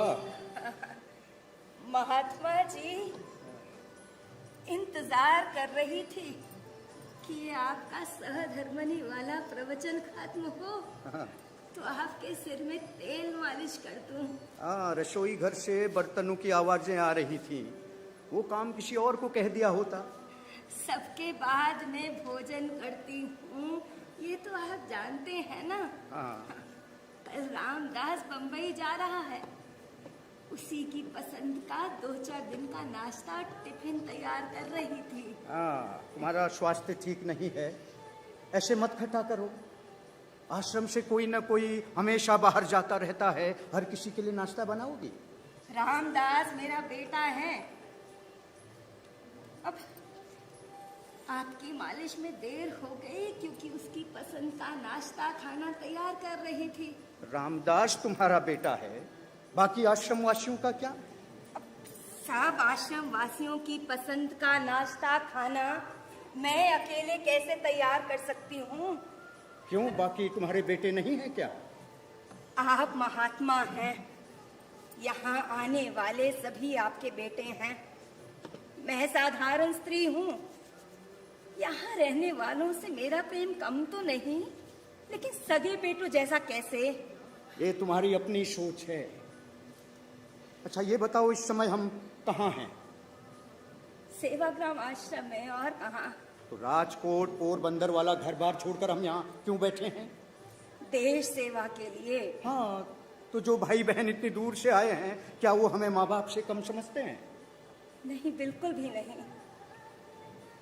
ठीक है, रामदास तुम्हारा बेटा है, उसके प्रति तुम्हारे प्यार को मैं समझ सकता हूँ, लेकिन ये आश्रम सत्याग्रही सैनिकों का है। जैसे बाकी रहते हैं वैसे रामदास को भी रहना चाहिए, और फिर दूसरों को तुम रामदास से अलग कैसे समझ सकती हो? बात तो आपकी ठीक है, पर स्वीकार करने में कठिनाई होती है।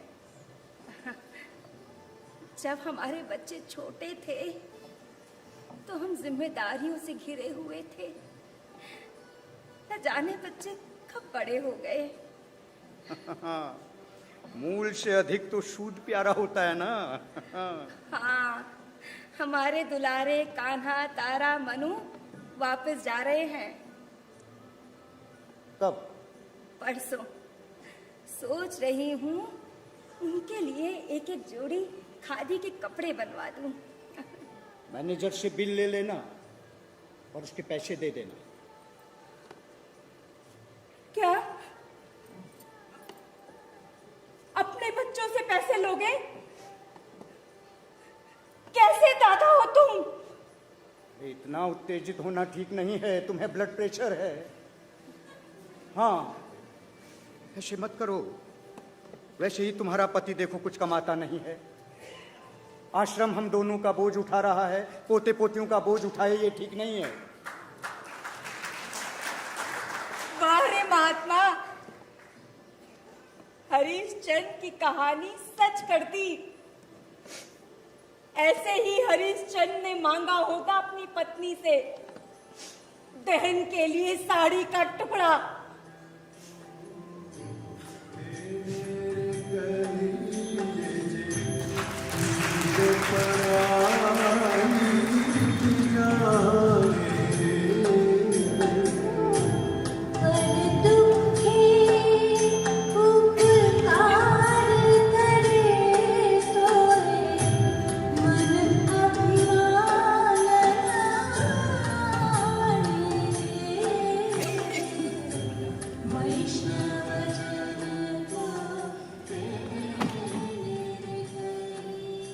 बापू, बापू, हाथ का अखबार पड़ा।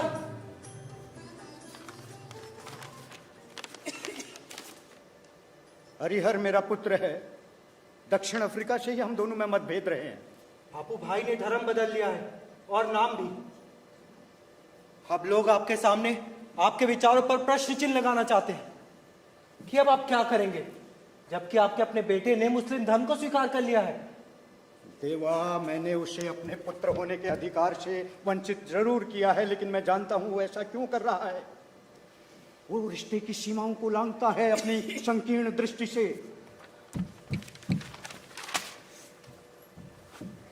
हरि अभी भी अपने बचपन और दक्षिण अफ्रीका वाले अपने अनुभवों से बाहर नहीं आ पाया है। वो हमेशा की तरह आपके विचारों से सामंजस्य नहीं बिठा पाता। अरे वो सब चाहता है जो एक बेटे की अपेक्षा होती है अपने पिता से। हाँ, ठीक कहती हो। अरे जब वो पैदा नहीं हुआ था तो मेरा व्यवहार कैसा था? तुम्हारे बिना कुछ सोचता नहीं था। तुम्हें भी कहाँ संयम था? उसी की परिणति है ये। अरे अब बच्चा नहीं है, 50 वर्ष का होने को है और आचरण वैसे ही बच्चों जैसे करता है। अपने अस्तित्व की तलाश बापू से अलग। बापू, भाई हमेशा की तरह कल्पना से अधिक भयानक कार्य कर गुजरते हैं। आपको और बापू ने रोकना चाहिए। दक्षिण अफ्रीका के बाद से कभी भी मैंने उसे बांधने की कोशिश नहीं की है क्या बताओ? मैं सब जानता हूं, समझता हूं, पर पिता का मोह तो गीता माता के भक्तों को भी नहीं छोड़ता।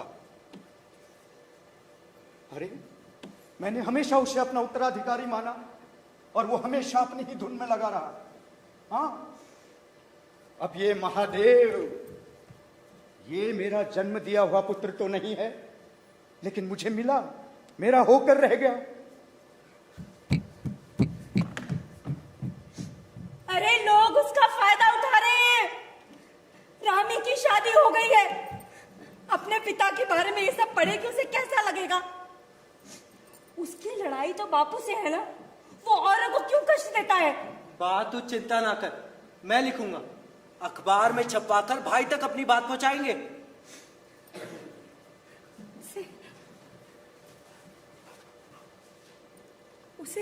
उसे अपनी माँ पर बिल्कुल तरस नहीं आता?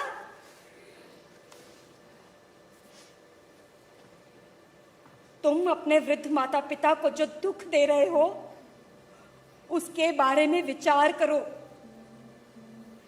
मेरे सुनने में आया कि तुम्हें मद्रास में पुलिस वालों ने नशीली अवस्था में पकड़ा और तुम्हें मजिस्ट्रेट ने नाम मात्र की सजा सुनाकर तुम्हारे पिता के प्रति सद्भाव प्रकट किया। अब तो मेरा जीना भी तुम मुश्किल कर रहे हो।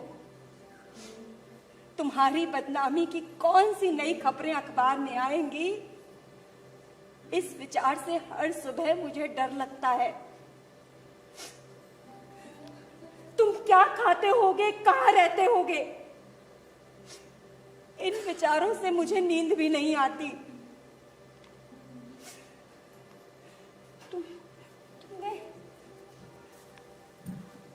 तुमने धर्म बदल लिया? तुम धर्म के बारे में क्या जानते हो?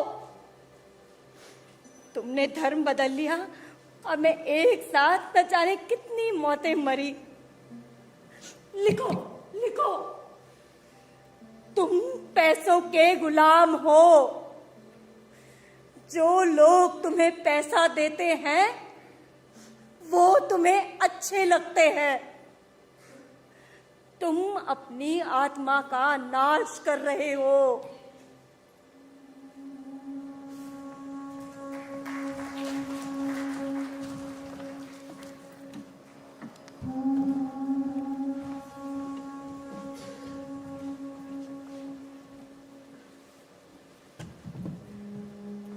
मैं अब्दुल्ला हूं। आज कानपुर से 1 अक्टूबर 1936 को आप सबके सम्मुख मुखातिब हुआ हूं। मैं अब्दुल्ला हूं, हरिलाल नहीं। इसलिए मैंने अपनी माता का पत्र स्वीकार नहीं किया, क्योंकि वो अनपढ़ है, वो लिख ही नहीं सकती। ऐसा मैं मान ही नहीं सकता। मेरी एक ही इच्छा है कि मैं आखिरी सांस तक मुस्लिम धर्म को कार्य करते हुए अपने प्राण देने की। मेरी मां ने मुझसे कहा कि शराब छोड़ दो। हां, छोड़ दूंगा, लेकिन कब? जब बा और बापू दोनों ही मुस्लिम धर्म को स्वीकार करेंगे, तब। भाइयों, यह हिंदुस्तान तुम्हारा वतन नहीं है तो और कौन सा देश तुम्हारा वतन है? मेरे मुसलमान हुए बेटे को और किस देश में बसाओगे? उसकी मां ने उसे पत्र लिखा और उससे पूछा कि मुसलमान होने के बाद क्या शराब पीना छोड़ दिया है, क्योंकि इस्लाम में तो शराब पीने की मनाही है। उसने लिखा कि उसे मुसलमान होने से ऐतराज नहीं है, शराब से है। और अगर मुसलमान होने के बाद भी वो शराब पीता है तो क्या तुम पाक मुसलमान इसे बर्दाश्त कर सकोगे? अगर वो मुसलमान होने के बाद शराब और व्यभिचार छोड़ दे तो उसका मुसलमान होना ठीक है। अगर वो ऐसा नहीं करता तो उसके साथ हमारा असहयोग चालू रहेगा।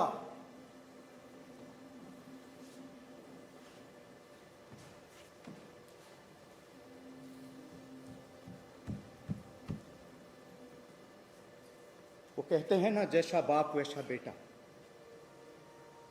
ऐसे विचार आने पर हरिहर के बारे में सोचने का दिल नहीं करता, पर इस विषयी मन को कौन समझाए, कुछ समझ में नहीं आता। भाग्य की इस विडंबना को तो स्वीकार करना ही होगा।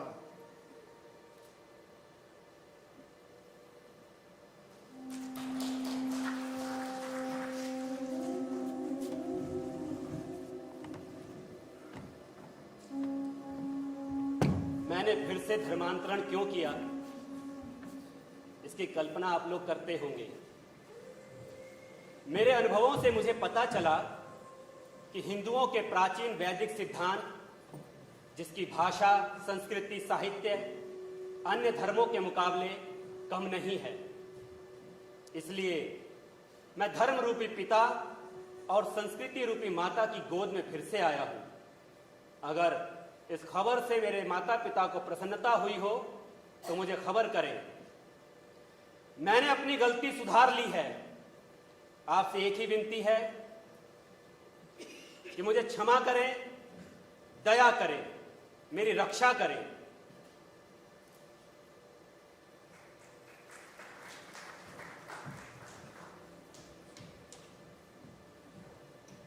महात्मा गांधी की जय। महात्मा गांधी की जय।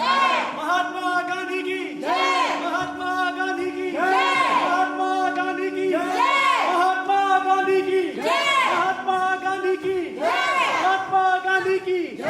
महात्मा गांधी की जय। महात्मा गांधी की जय। महात्मा गांधी की जय। महात्मा गांधी की जय। महात्मा गांधी की जय। महात्मा गांधी की जय। महात्मा गांधी की जय। महात्मा गांधी की जय। महात्मा गांधी की जय। महात्मा गांधी की कस्तूरबा की जय। कस्तूरबा की कस्तूरबा।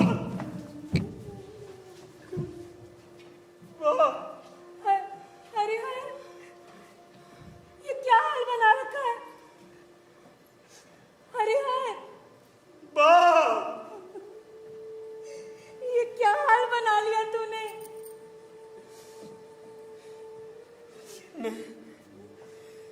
मैं बहुत आगे निकल आया हूँ बा। अरे ये क्या हाल बना लिया है? मैं जैसा भी हूं खुद हूं। मैं तुझे अपने पास बुलाना चाहता हूँ, अपने साथ रखना चाहता हूँ। क्या? हाँ, तेरा ध्यान मुझे निरंतर बना रहता है। अरे किस मोह में पड़ा है हरि। सोहराब जी की मृत्यु के बारे में सोच।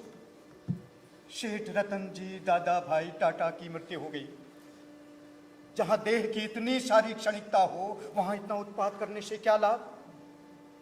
पैसों के पीछे इतनी दौड़ भाग क्यों करनी? पैसे की प्राप्ति के लिए सत्य का मार्ग मत छोड़ना। हाँ, तेरे बच्चे रसिक और कांति को कंधे में बिठाकर स्नान के लिए जाता था, तेरी बड़ी याद आती थी।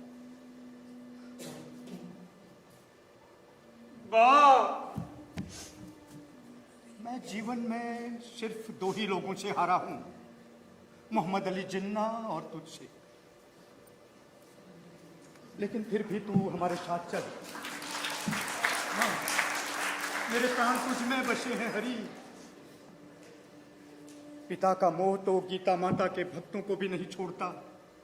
या हो सकता है कि गीता का धर्म यही कहता हो, मैं तेरी इतनी चिंता करूं? मत करे मेरी चिंता।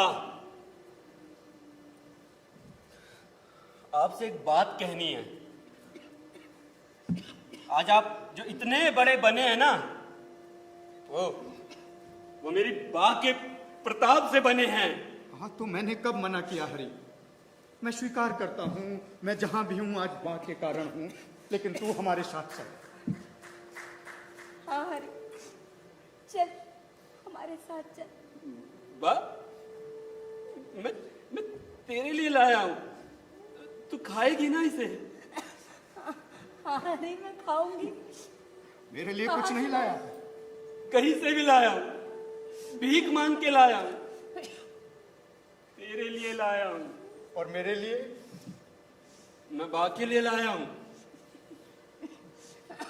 मैं खाऊंगी, पर तू हमारे साथ चल।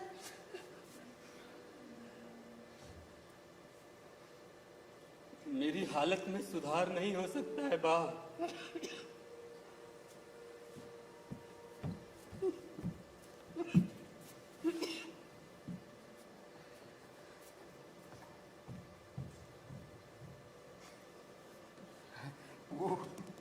वो तेरे लिए फल लाया, तूने उसे कुछ नहीं दिया।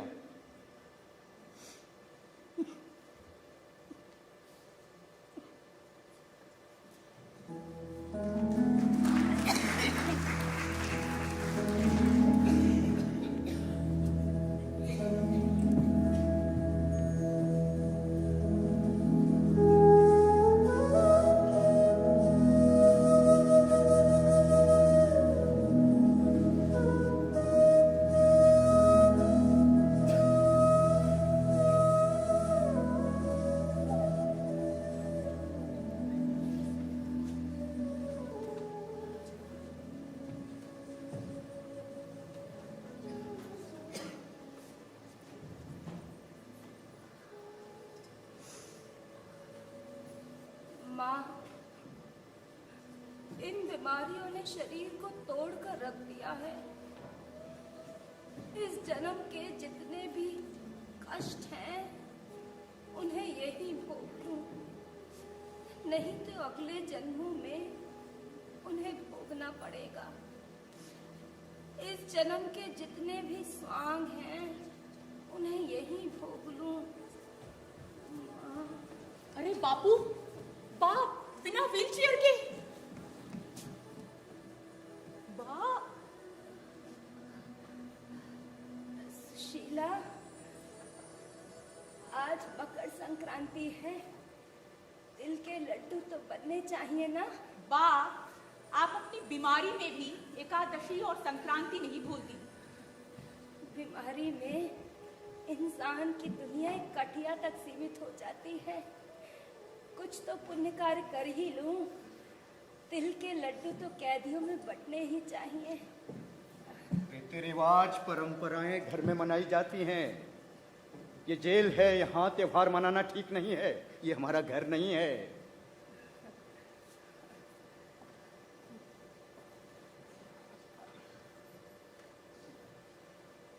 हमारा घर, आज सुना आपके मुंह से।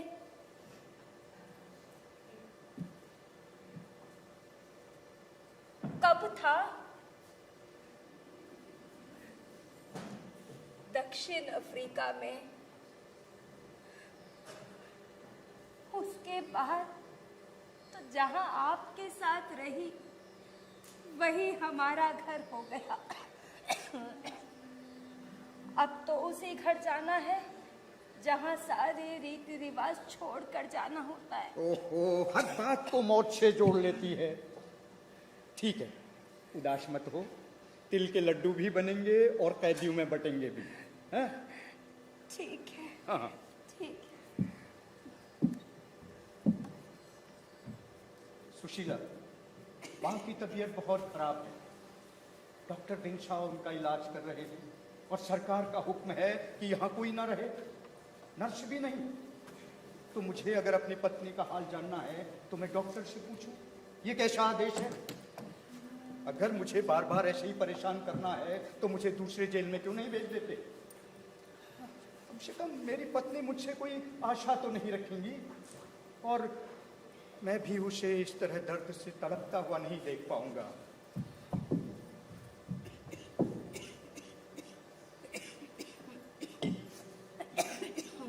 बा, आप कैसी हैं बा?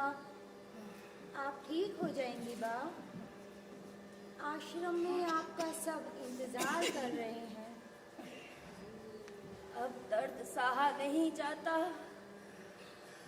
क्या खोया, क्या पाया, इसका भी हिसाब नहीं लगाया जाता। बा, बा, देखिए कौन आया है आपसे मिलने। कौन?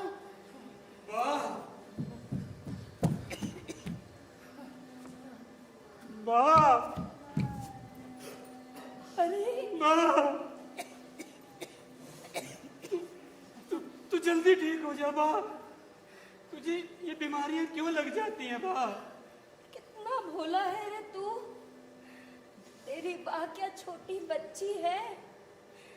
बीमारियां आई हैं तो चली भी जाएंगी। ये बीमारियां बहुत दूर से आई हैं, मुझे लेकर ही जाएंगी। ऐसा मत बोल, तेरे सिवा मेरा है ही कौन? सभी तो है, तेरे बेटी दामाद सभी तो है। कहने के लिए सभी हैं, लेकिन मेरे जैसे को तो तू ही गले लगा सकती है। तेरे सिवा मेरा कोई नहीं है। ऐसा मत बोल हरी, ये भगवान है ना, सबको संभालता है।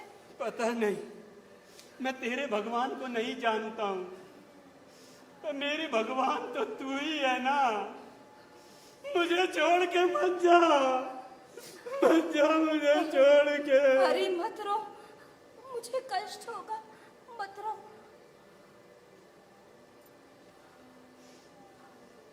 अरे तू यहाँ भी शराब पी कर आया है? नहीं नहीं बा, निकल जा यहाँ से। नहीं बा। निकल जा यहाँ तू से। समझती होगी तेरे सभी सगे संबंधी आ गए हैं तो मैंने तेरी चिंता छोड़ दी, तुझे भुला दिया है।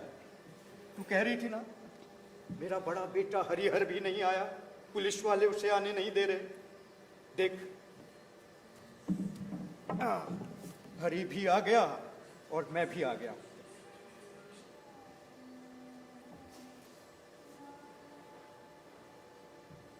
मैं अभी आया बा।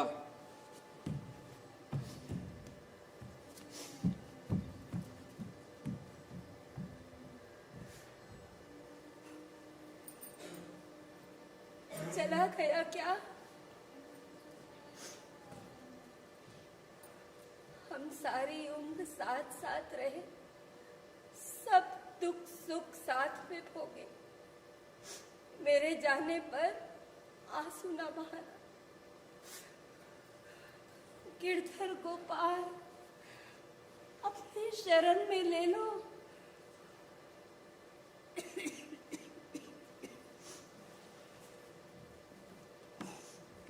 बा की तबीयत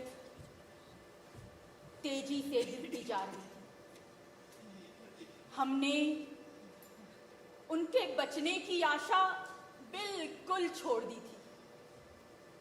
सुबह 4 बजे गीता पाठ की ध्वनि सुनकर वो उठ बैठी।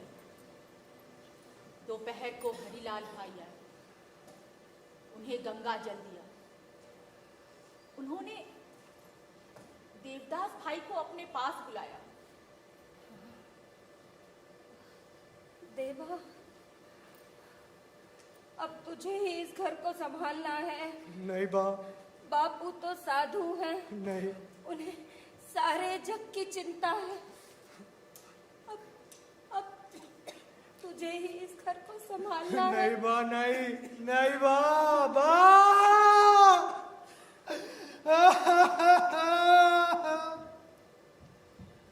भाई रोने लगे।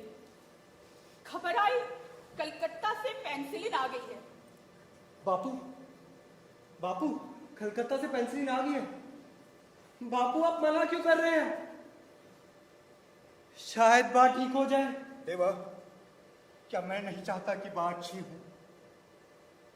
अगर डॉक्टर गिल्डर और डॉक्टर सुशीला मुझे विश्वास दिला दें तो मैं अपनी जिद छोड़ सकता हूं। अरे जिसकी उम्र के सिर्फ 4-6 घंटे रह गए हैं, उसे इंजेक्शन देकर पीड़ा देने से क्या लाभ? उसे शांति से मुक्त हो जाने दो बस।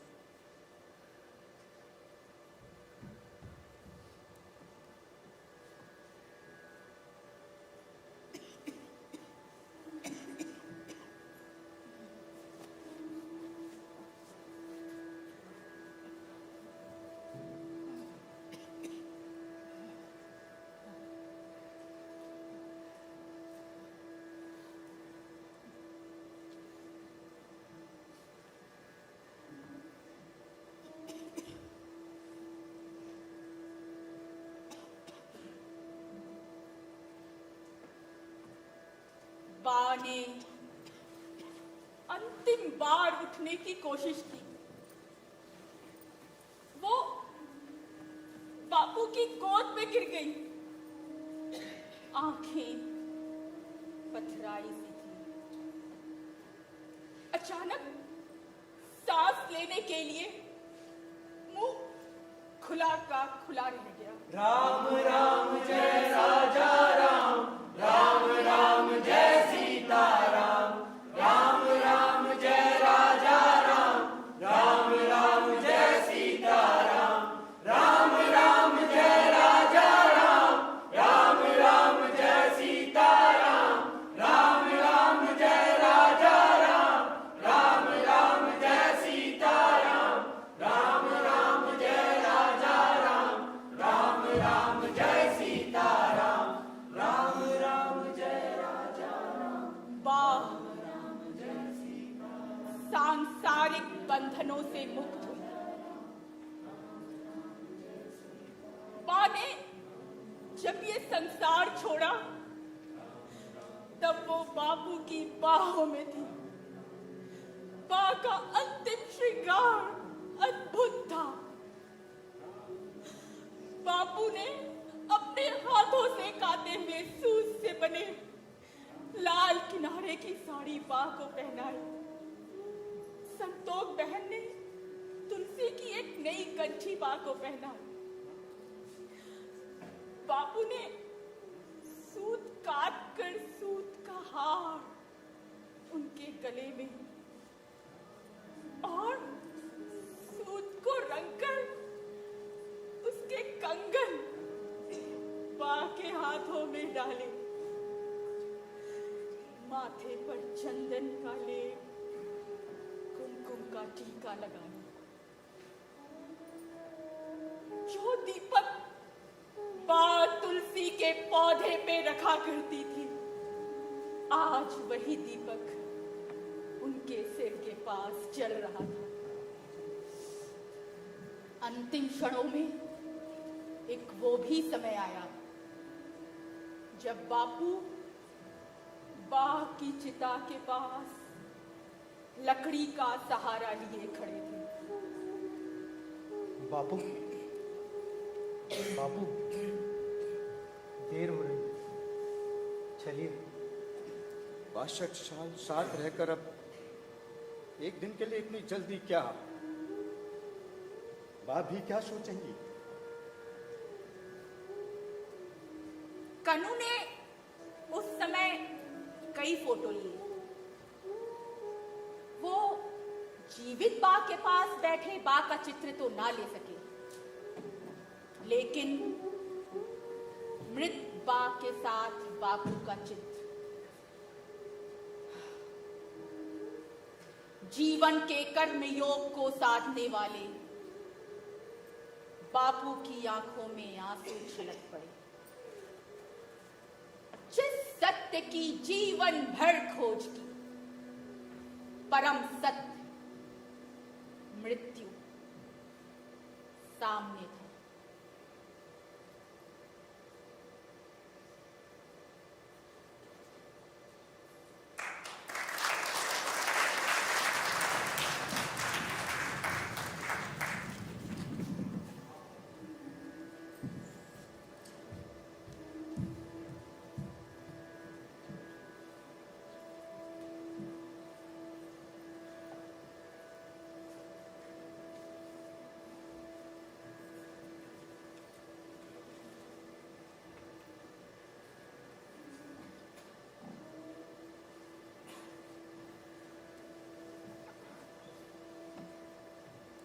सुशीला, जी बापू।